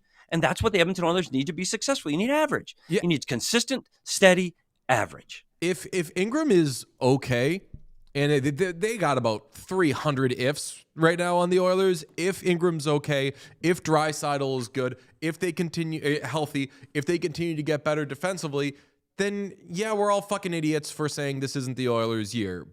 But that's a lot of ifs. I do think, though, that if you apply that line of thinking, though, to say it's not the Edmonton Oilers, say it is a team that scores really well, that has the pieces to be a great defensive team, that has been well coached the last couple of years. If their goaltending is solid, you're calling that team a cup favorite. Like sounds it's like not without a doubt. Hurricanes. What's that? It sounds like you're talking about the Carolina Hurricanes. I mean, really? If Brandon, but I mean, Bussy factors into this piece in. He does. No, but I was saying this piece where it's like you're exactly what you're talking target about. Guys, or whatever, and then you claim some asshole on waivers. All due respect to Brandon Bussy, and turns out that's the guy. And is that going to be the guy in 4 years? Maybe not, but that can be the guy right now, and you just ride it. 100% you're right. And that's exactly what holds up for the argument. And Bussy may be the Jim Carrey of this season. He might be, that has the 1 year. Tim Thomas, like those guys exist. And I'm telling you, they're going to exist next year. And they're going to be there the year after. Sam Montembeault was that guy last year, but he's not this year. So are you going to back up the truck for Sam Montembeault? What's that? I said Alex Lyon is that this year. Alex Lyon is one of the best goalies in hockey this year. There's no goddamn way you pay that guy. Of course not. But that tandem together right now has been great. Yeah. But again, they've been good and steady. I just don't believe in it. I don't believe in backing up the Brinks truck for a goaltender, because I do believe somebody else, if you have a good defensive team, a well-coached team that plays a good system, I think you can get a good goaltender to do that. Adin Hill goes into the Stanley Cup Finals. He was the third best goalie for the Vegas Golden Knights when the playoffs started. Third. He wasn't even dressing, and he wins a Stanley Cup, and we annoyed him and pay him all this money. Dude was third. Like, just be careful when you pay a goaltender that long for that kind of term. And I know you can get 2 cups like that with Bobrovsky, and I think Bobrovsky is an exceptional goaltender. But Bobrovsky was also the best goalie in the league when he was in Columbus. He was number 1 statistical goalie in the league in Columbus, and they were out of the first round. So back in 2017 to Pittsburgh, they lost 4-1, and he was the best goalie in the league in all standards, all categories. So just be careful. You need a good goalie. You need a good pitcher. You need a good quarterback, without a doubt. But sometimes just good enough, Sam Darnold, gets you through and across the finish line. So you said, like, you're not paying Alex Lyon. I did just look up. I was like, is Alex Lyon a free agent this offseason? Because I could think of a team that should want to sign him. But no, he isn't. He's on a sweetheart of a deal. But well, and that was another thing I was going to bring up is, like, even when we were looking at the graph between, like, the chart with the Avs, Oilers, Sabres, like, I feel like those things are not all created equal. Because, like, in the Sabres situation, they're paying 3 goalies that amount of money, and neither of them is making significantly more than the other. Whereas in the Oilers situation, I would imagine it's a somewhat similar situation in the Avs. I didn't look at that yet, but, like, whereas the Oilers is a little more skewed towards a guy that's supposed to be your starter and is not even an NHL goalie right now. So I just found that part of it interesting, where it's like, even like looking at it in total, I don't think it even gives the full picture. I would think that's fair. Yeah, I think right now, and we'll say this again too. We said it with the Aiden Hill comment with the third string goalie. I think it's important if you're going to win a cup, and I think that we saw it last year with the Edmonton Oilers. I know they didn't win the cup, but Calvin Pickard had to carry the torch for 7 games, and it was lights out. I think it takes 2 goalies to win in this league, and I know Bobrovsky is post to post for the Florida Panthers last year, but yeah, I think it does take 2 goalies, and I think that's what's unique about the Buffalo Sabres, have 2 goalies playing that well. And not just now, but you got Ukko-Pekka Luukkonen locked up for 3 more years after this year. And I know Lion, they'll get it done. Or to the converse point, somebody's going to overpay him. Somebody's going to overpay Alex Lyon, and he's going to go be the next guy. The Oilers, they'll sign him, and you'll get him, and you'll go, oh, that's not the Alex Lyon we thought it was. That's not the Campbell. Do you have we thought it was. Do you have the recent contracts aging Yes, poorly / very risky that was in this Athletic piece? First one, Jack Campbell. Second one, Aiden Hill. Third one, Elvis Merzlikins. Fourth one, Tristan Jarry. Petey, my boys are Rushmore. I got 2 Oilers 2 of them. on the Rushmore of bad contracts. Hey. One who has been bought out. The other one was sought and paid. They didn't just take that contract. They gave up stuff for him, which, like, a little mini rant, I think all the time about if you didn't do any of that shit, if Stan Bowman didn't do so many things Stan Bowman has done, he could spend like crazy this offseason for a goal. You know, one thing Stan Bowman didn't do. What's that? Is sign either of those contracts. He traded for one of them. Yes, at Leicester, but he right. did not sign either of them. Right. So yeah, I mean, Campbell not on Stan Bowman. You are correct. That point is well taken. Trading for Jarry is crazy, but like if you didn't give up the 2nd round pick for Jarry, if you didn't staple the 1st round pick to Andrew Mangiapane to get rid of him, like, if you didn't do so many of the dumb things he has done, he could this offseason, or maybe even during the season if you wanted to, just like give up a 1st round pick, a 2nd round pick, and a bunch of shit for a goalie, and everyone would go, "What the hell are you doing?" But he'd actually have a decent goalie. And instead, he doesn't have all these things anyway, and he also doesn't have a goalie. So that's how I make this about Stan Bowman. How many games we got tonight, Sean? A handful. 13. 13 games? Yes, Oh my 13. God. 26 teams. Have you sent that anywhere in the is that in the rundown anywhere, Sean? I do not have my cheaters, so I can't. I'm gonna try. Yeah, I mean, I text can it to read me. it, but I will put it in the. Oh, you want me to text it? I can do that. Yeah, throw it in the group text, and I will. I can see that this one begins at 7 p.m. Eastern in the United States and Canada with the Columbus Blue Jackets at the Montreal Canadiens. That, of course, is a Josh Anderson Bowl. Who could forget? The Pittsburgh Penguins at the Ottawa Senators at 7 p.m. Eastern in the United States and Canada. Then you got the Kraken at the Bolts, 7 p.m. Wild at the Panthers. That's an Elbo Room Bowl. That's at 7 p.m. Yeah. You can catch it on ESPN. Stars at Islanders, 7 p.m. 7 p.m. also as you for the Blackhawks at the Flyers. Moving to the 8 o'clock hour, you got the Sharks at the Blues at 8 p.m. You got the Devils at the Predators. Interesting one. Watch those Preds. They're making a run. Jets host the Avalanche. Mammoth host the Capitals at 9. Julianne Moore voice. The Flames will be hosting the Ducks at 9 p.m. Watch the Ducks, man. They just keep winning. And then you got a big one. Big one for, I don't know, for maybe positioning in the 2-3 in the Pacific. Oilers at the Golden Knights, 9:30 on ESPN. And you have a pretty bad tuck between the Kings and the Canucks. This is a better matchup than last night, certainly. It's a better matchup than the 1-gamer or 2-gamer, whatever it was that we had the other day. No good. Yeah. I'm still calling this one an A-, but there is some good stuff to watch for. Anything in the PWHL, Sean?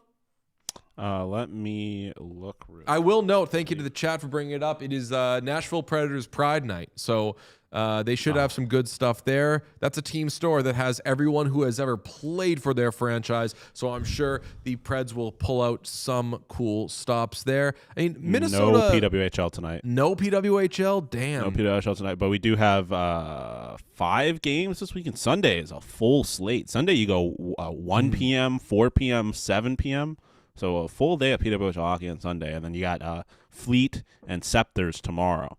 So some good games this weekend. So this is not an amazing slate, but Blue Jackets at Habs is going to be a good one to watch. I'm interested in that. Oilers, Golden Knights. I just hope one of those Penguin teams plays Senators. well. Penguin Senators to me. Like, Oh, yeah, in the yeah, East, yeah, it's Penguin that one. Senators. That's a.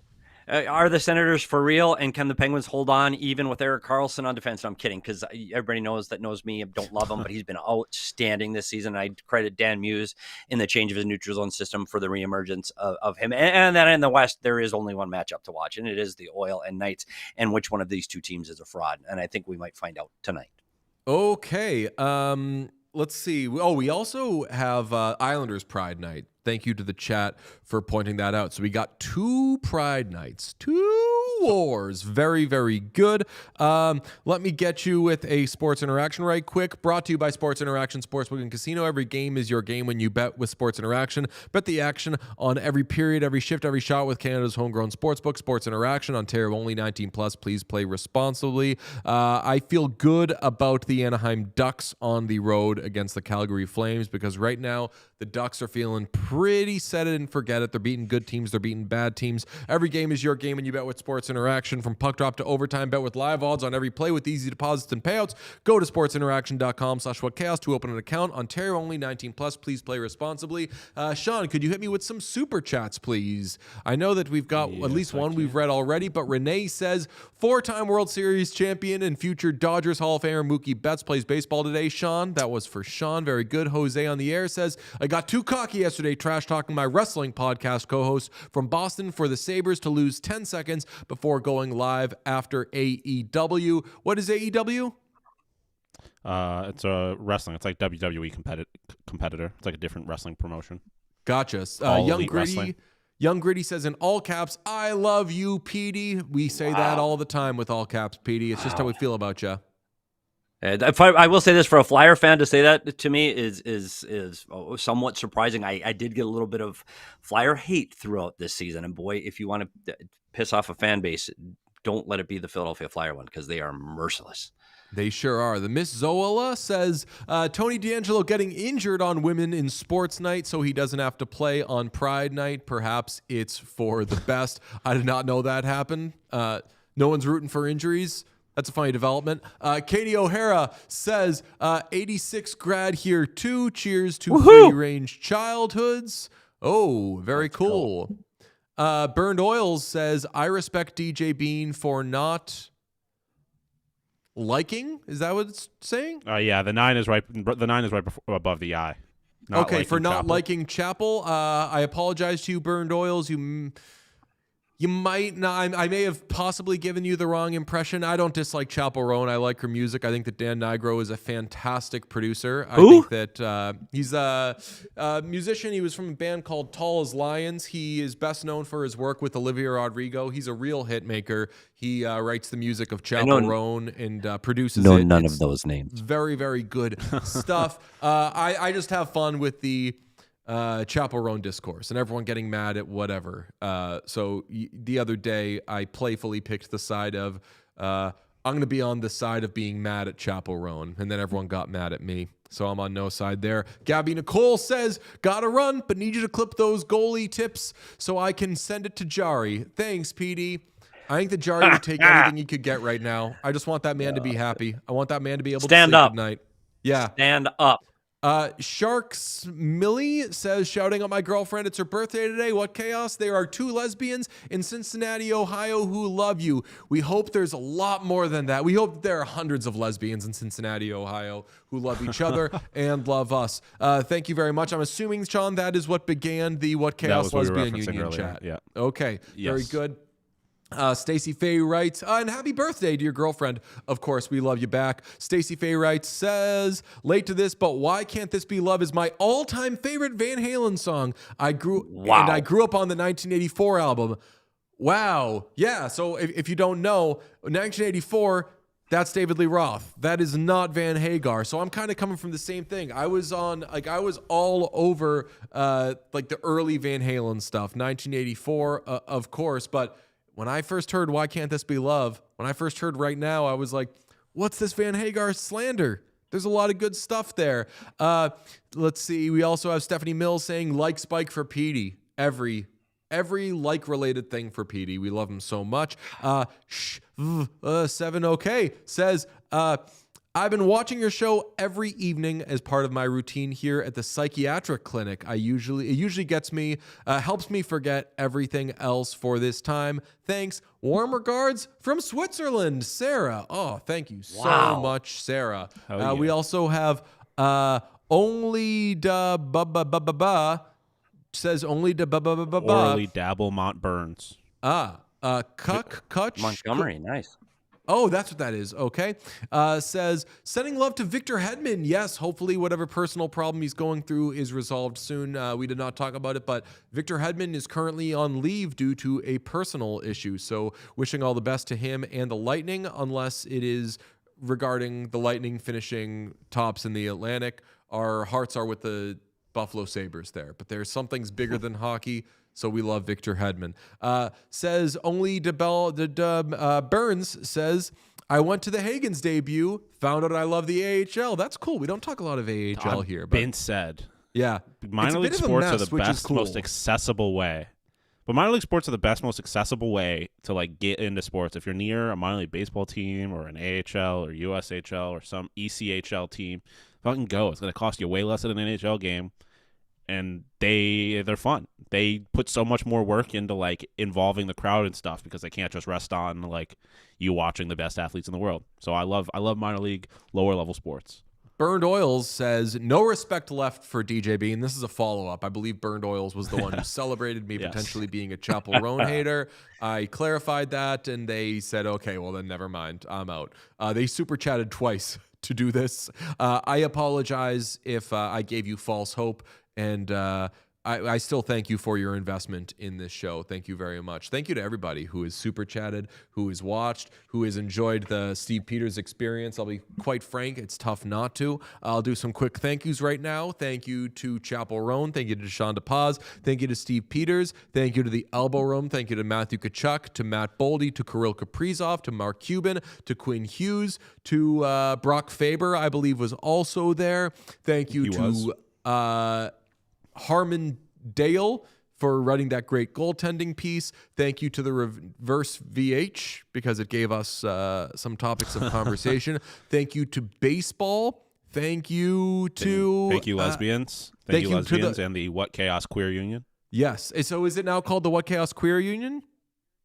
Or the lesbian WCQU. Union? It was the WCQU is what I saw getting thrown by Whatnuts. Okay, we have an update, by the way, from the Burned Oils, who I see just wrote, screw Chapel Roan. This person really doesn't like Chapel Roan.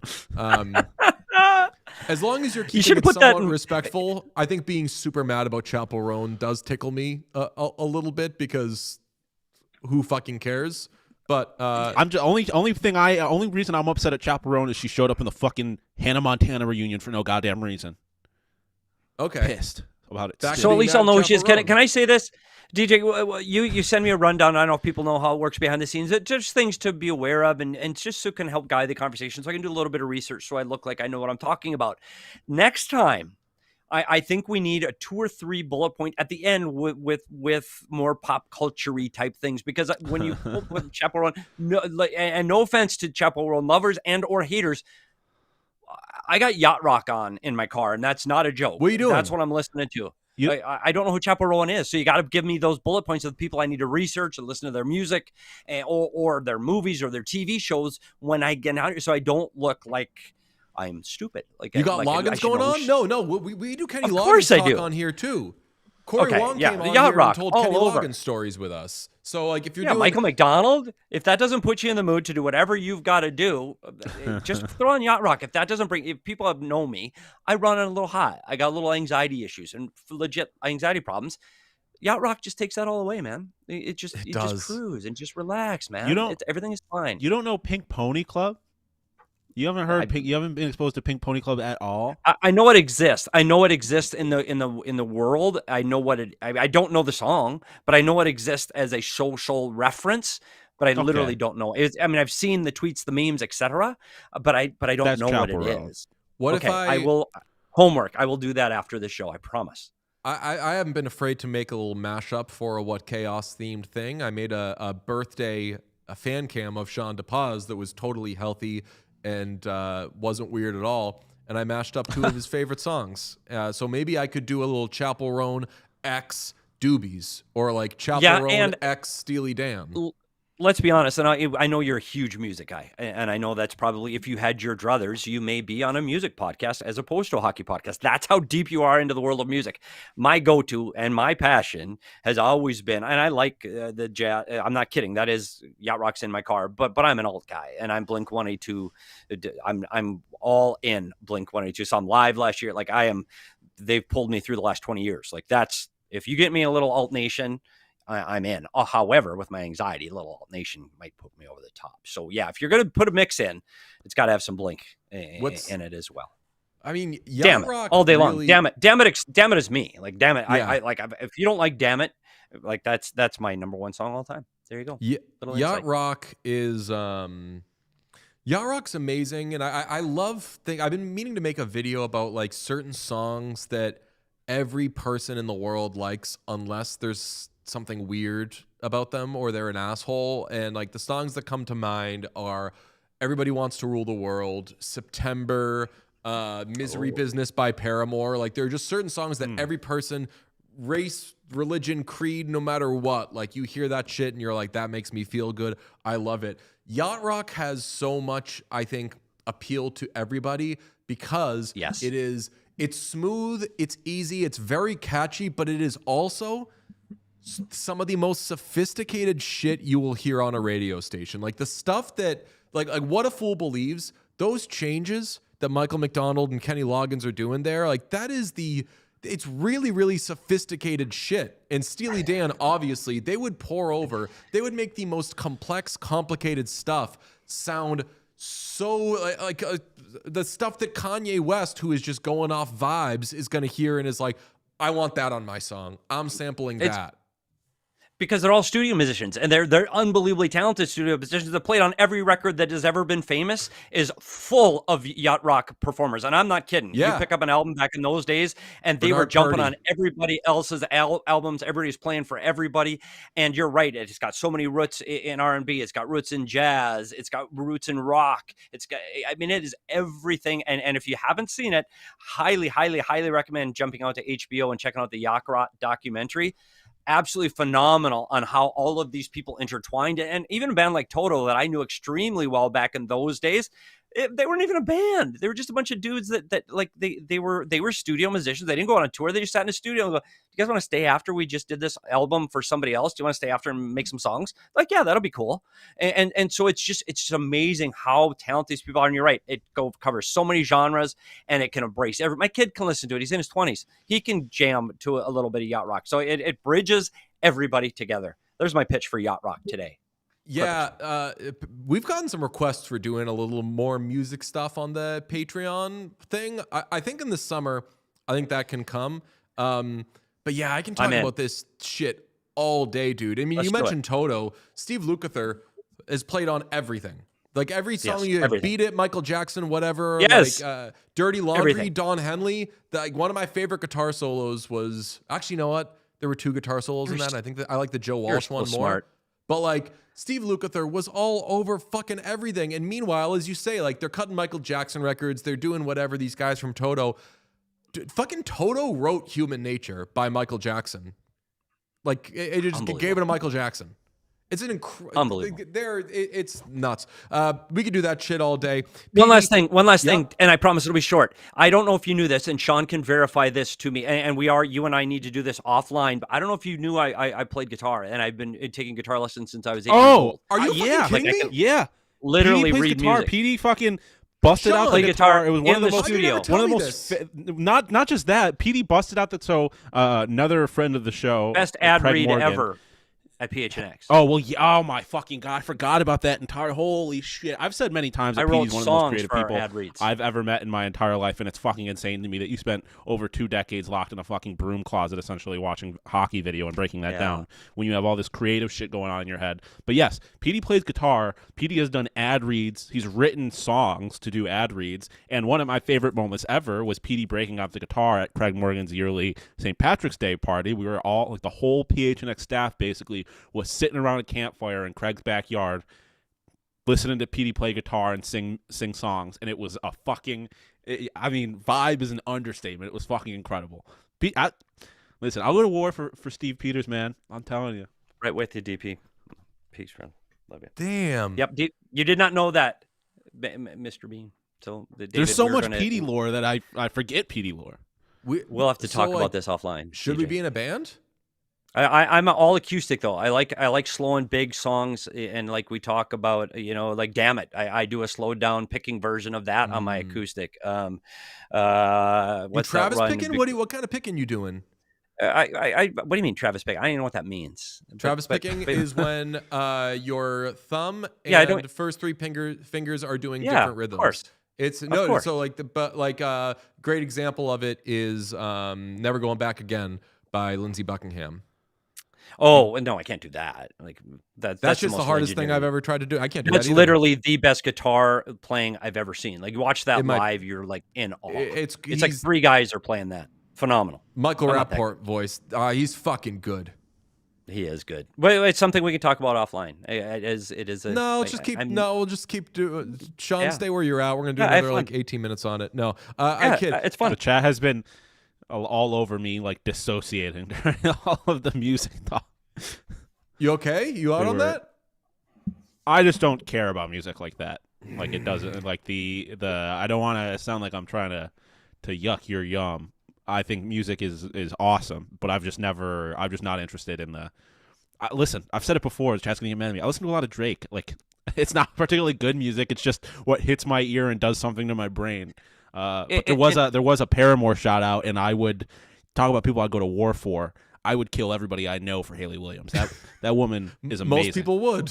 Legend. But that's why this is what, and I don't care what anybody, I don't care your walk of life, age, anything you do, and it's almost a joke that music is a soundtrack of our lives, but it gets you through everything. I've had some of the worst times in my life when I was out of a job and we struggling for money, and you go, man, music gets me through my happiest times. Music, dance parties in my backyard with my wife, like, dude, music, it envelopes us, and some song might speak to me that you just can't stand, but it speaks to me. And that's what I find so unique about music, how individual such a group media is. It's for everyone, but it's just for me. Music gets me through, man. I don't know like David does, where he knows the artist and who's on every album. I don't know that. I don't even know a lot of the songs that I like, names, titles, or who sang them, but I know that song is for me. And I tell you what, music, I love music more than I do hockey because I think it gets me through. It gets me to sleep at night. It gets me up in the morning. Oh, someone said that I should collab with Fantano, and I hate that guy because that's my point. I'm just the fucking like worst. You're gonna like the fucking Hit Me Hard and Soft by Billie Eilish has done things to me that no collection of music ever has. I've never been more into an album, a project, anything. And then that motherfucker's gonna get on there and be like, it's 7 out of 10. I don't give a fuck. I don't care. I don't care about any of it. Chihiro hits my ears, and I'm like, this song fucking bangs. I don't need anything. I don't need anything else. I hate to be an asshole, and I hate to say that anyone is bad at their job or anything like that, but like the Anthony Fantano thing, man, it's just really, really not for me because he sheds zero light. He provides zero analysis. He just calls everything a track and references another band, and there is nothing there. And I've talked about this with musicians, like professional musicians, like they know. And I'm being a fucking asshole right now, so like someone come punch me in the fucking face for being a dick to this guy. But I think that he kind of knows that his thing is a sham. Yeah, I mean, I feel like he's found his thing, and it does well for him. And like, I'm sure he's a huge music guy, and that's why I fucking love sports so much. And that's why, like, I don't like even the movie stuff. I've done it, and like I'll watch the movies, but like, the difference between like me and you and Pete, like I'm not gonna go out of my way to watch all the Oscars movies because I don't care about them. Like, I'm gonna watch a handful of movies that I like. And it's the same with music. Like, I don't listen to music just to listen to music. Like, I listen to shit that I like. I'll listen to it. If I don't like it, I'm not gonna listen to it again. Like, but with sports, it's like there's winners and losers, man. There's actual stats. There's like there's like objectivity to it, and that's what I love about sports. That other things like music and the arts, as much as I appreciate them, I'm never gonna be into them the same way because they don't scratch those itches for me like that. There's also, Petey, like, this must drive you crazy because you see and understand hockey completely, and I am not at all, or I'm lightly comparing my like ear or fascination with or whatever, like affinity for music to like I will vouch for you. I have never been around anybody. I've never spent personal time around anybody that is like as into or knows music the way that DJ does. That's agreed. Obviously, Petey was a coach in the NHL for 20 years, so I get you not wanting to compare, but like you are, in my mind, like a bona fide music head. Okay, thank you very much. I appreciate that. Like, athletes must, and people who cover sports and understand it, like, must lose their mind when they hear people talking about it and not knowing what they're talking about. Like, there was a clip of the Beatles playing "Don't Let Me Down" on the rooftop, and at the end when John Lennon does the like just sings falsetto, it's like a music writer posted that with like, this part is incredible. And I was like, he's just using his falsetto. Like John Lennon is probably a baritone. He's probably got a very just naturally, he's got a very developed falsetto. That's easy for him to fucking do. That's the easiest part of what he's doing there. How do you not fucking get that? And it drives me crazy. And then I think I shouldn't fucking talk about sports, man, because I'm sure I say that 5 fucking times a show where I say like, hey, that pass that he made, man, only he can make that pass. And you could probably watch that and be like, everyone can make that fucking pass. It just looks hard. Yeah, and I think the way I watch hockey away from the puck is the way you listen to music and chord changes. Like the things that most people don't see and or hear, you appreciate the nuances. It doesn't mean I enjoy music any less than you. I just enjoy music differently than you. And that's why a hockey fan that doesn't understand the game or only watches the puck can still enjoy the game of hockey, but they just enjoy it differently than I do. And I think we both have an affinity to music. I listen to it and I know what makes me feel good. I don't hear the complexities or the way those, the chords go together or way the chorus fills in and gets you to the bridge. I don't notice that. I just know it makes me feel good. But it doesn't mean I don't appreciate it. It's just we appreciate it differently. And I think that's what makes music and sports so different for so many people. And I will finish with that too. What does FBI mean? Should I know what FBI means? No, it means firmly believe in or firmly believes in. There's lore to it. We have a clip out we can send you as well. It stems from a very pro-Jesus hat in South Florida. There's lore. Thank you. It's like an HK. It's only it's so an you HK. know you know. FBI. Got it. And then lastly, for people that get on here and get on the internet, and I don't care if it's Twitter, and just be mean to people. And I know I'm getting on a soapbox that everybody gets on because somebody went at me today and I laughed about it. I don't think they got what they were looking for by saying that. But to come in here, and especially about music, and say, "Oh, I hate that. That's a bad take. You're an idiot. How do you like that?" Dude, that's why there's different kinds of music. Every time I bring up Drake. That's why they have different artists. Like, shut the hell up. I don't listen to the same music Sean does. I don't. But that doesn't mean there shouldn't be the kind of music Sean listens to. That's just so narrow-minded, and I hate that. Dude, then they didn't make it for you. Then turn it off. Might I recommend another thing? Exactly, because guess what? There is another thing. God, that bugs me. I hate your music. Well, then don't listen to it. Change the freaking channel. That's always been an important distinction that DJ and I have made when talking about Taylor Swift. It's never been about the fact that people shouldn't enjoy Taylor Swift or like Taylor Swift. It's always just been when people make her something she's not. And like, that's a whole different conversation. But like, yeah, I mean, if you get on here and like, I get that. I fully understand that. Like when people shit on me for liking Drake, there's other parts of that nuance and like the public image of Drake. But like, yeah, man, it's fucking like at the end of the day, it's like I said, shit hits my ear and it vibes with me for a reason I can't fully explain. It would be awesome to be like super into music, but it's just not how my brain works. I hear I hear a good beat on a shitty Drake song. I'm like, yeah, I'm a vibe out to this. But that's what fucking rules, and Sean, where like you can get into fucking talking to your friends about, and this is what I do because I'm a loser, but like talking to friends about like, man, like how did that fucking in the new kid in town where they come out of the bridge when the tears on her shoulder part, like where it modulates there, where did they come up with that? How fucking good is that? And you're thinking of like, man, and you're pulling at all this stuff. For every one of those, you hear a fucking Lynn drum just going like that just hits you the right fucking way, and you're like, God, this makes me feel amazing. That's what music is. Fucking magical, man. Like, Yeah, I agree. it can be deep, and it can Agreed. be complex, and it can hit you in ways you didn't expect, and then it can just be the like. I love how the fucking snare sounds on I think it's Bonfire by Childish Gambino. And it sounds like it came from a fucking iPad. But for whatever reason, that hits me in a way that I'm like, everyone shut the fuck up. My song is on. So it doesn't need to be complex. It doesn't need to be brilliant. It needs to connect with you in whatever way it connects with you. And God, it's the fucking best. My friend Nora Princiotti told me this because I can be a little like over analytical or whatever. And she might have gotten this from somewhere else. She was like, DJ, you gotta fucking remember, you have to factor in, does the song go hard in the car? You know? Yeah. Like, maybe it's like not brilliant, but if you could fucking listen to that shit in the car, it's good.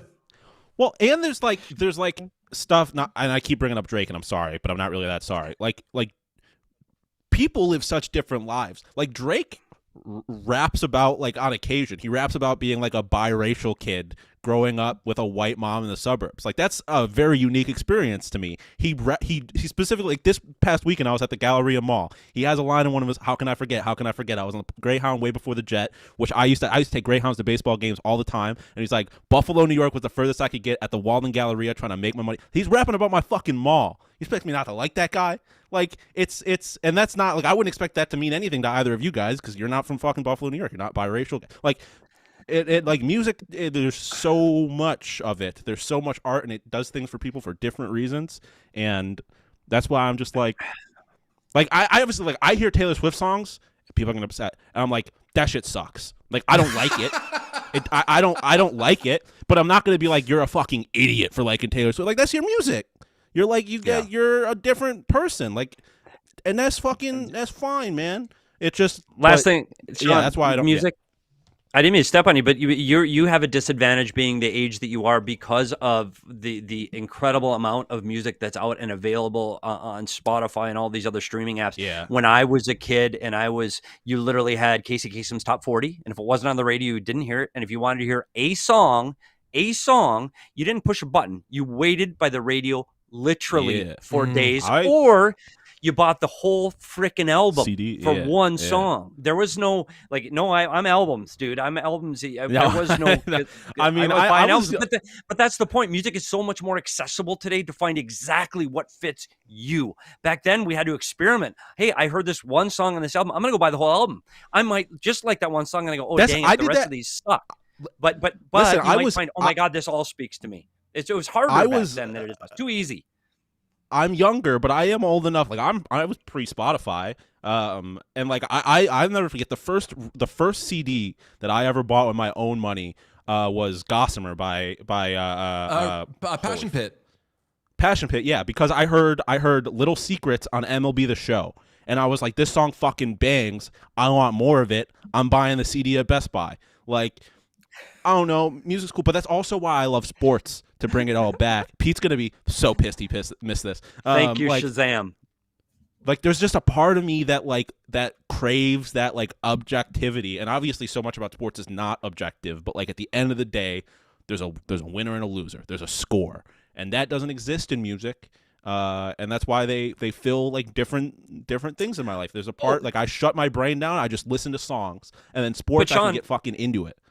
The difference between music and sports too, though, is it brings people and families and friendships together. Even though you and I do not like the same music and wouldn't listen to the same music or jam out to the same music, you and I can both support the exact same sports team and enjoy that regardless of age. I can take my 8-year-old son at the time to a baseball game, and we can both be into it and get the same or similar feelings out of it, regardless of what we think about the vibe or the beat or the song. And that's why sports to me is family. Sports brings my entire family. together. My wife and son will sit there and watch sports. Sports is so much deeper. Music is individual. I think sports is a community. I think sports is you go to a sports bar and you might not agree with the guy sitting at the bar, what he thinks about politically or what he thinks about in his daily life, but you're both cheering for the Minnesota Twins. And that minute and that moment, you guys are as one, regardless of what you're thinking outside of that environment of sports. And that's why I think sports is so important for our culture. I think that's why this show is important for our culture.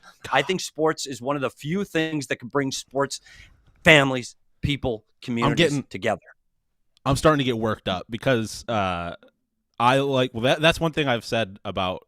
That's why I think baseball is the best sport, because there is something for everybody. Like, I think it was Joey Votto that had a quote one time talking about how, like, you could go to a baseball game and have your back to the field the entire time and thoroughly enjoy that experience, because it's there's something for everybody. You could walk around the concourse the whole time and not watch the game, and it's still enjoyable. You're like outside. I love sports. I love sports so much in a way that I don't love anything else. I mean, the video game thing is super duper real. I remember playing NCAA football, hearing a song that was so loud and so messy, but the fucking bass was so good. And I was like, I gotta wait to see who. Next time they play this, it'll pop up in the corner. It'll say what it is. And the name of the song was Debaser by the Pixies. And I was like, oh, Pixies I'm supposed to know about. Pixies I know are like cool people like the Pixies. Let me see what's good with the Pixies. I went to Best Buy, bought 2 Pixies CDs, and was obsessed with Kim Deal, was obsessed with the Pixies, and it's because of video games. And people will say, like, I always champion the cringy cover that's in a commercial where they're like, ugh, what's this cover of like this like great Bruce Springsteen song or whatever. I'm like, yo, like, a kid's going to hear that song and say, what's that song? And they're going to look it up and they're going to find out who Bruce Springsteen is. So don't slag it, man. Like, that's going to get people. And I do say man because it is always the man that is complaining. That's right. We stand with women on this podcast.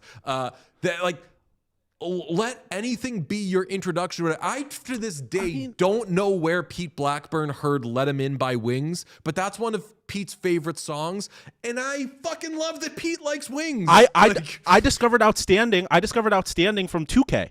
Like, and that song is one of from the fucking Gap Band. And then like even like I'll never forget, we took the ride to the Bauer headquarters at one point, and we were listening to that shitty fucking Hardy song from NHL and like having a good time. Like, it doesn't even have to be good. You discover shit, you enjoy it for what it is, and then you just have fun. I know Petey has to leave like now, but I'm so happy this conversation happened because it's instead of the show by like an hour, but it's very random and fun. I will do a thoroughly shameless plug here. I have a YouTube page that I have not added to in years. When I was between jobs and planning this show with Pete, I started a YouTube page where I would get these kind of music thoughts out. And I don't have many videos on there, but I like busted my dick making these videos. But not, I shouldn't have said it that way. I wasn't making a face at that. That was not the urgent care story. But just like nerding out about little specific things in music, like there's a note when people cover Landslide by Fleetwood Mac that they always sing wrong. And I did like 10 minutes on like, why do people sing this note wrong or whatever. So it's Brave Dave Bean. I don't know why I'm plugging this thing. I guess just because I'm like proud of those videos that I made, but we'll do shit like this on the Patreon at some point because people in the chat. This is the best ad. People in the chat were being really cool with their music thoughts, and clearly we kept you another hour, Pete. Yeah, all of us can do this all day. Yeah, I appreciate that. And that's why I love this show so much, because it's not just I can tune it on and I can be a part of the conversation that really hits and speaks to me, and whether it is sports, music, pop culture, movies, TV, whatever. And that's why I appreciate you guys so much. And I'm just so literally grateful that you guys include me in your world.